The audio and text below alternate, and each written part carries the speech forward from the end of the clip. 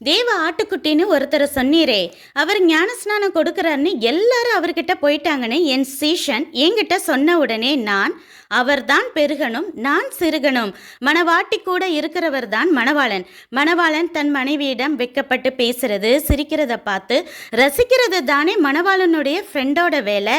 இப்போதான் அந்த சந்தோஷம் சம்பூரணமானதுன்னு யோவான் சொல்லி சொல்லி மகிழ்ந்தார். கல்யாணம்னு எடுத்துக்கிட்டா அதில் மணவாளன் மணவாட்டி தான் ஹீரோ ஹீரோயின். எப்பேற்பட்ட விஐபி கல்யாணத்துக்கு வந்தாலும் விஐபி தான் மணமக்களை சந்தித்து அவங்களோட சேர்ந்து ஃபோட்டோ எடுப்பார்.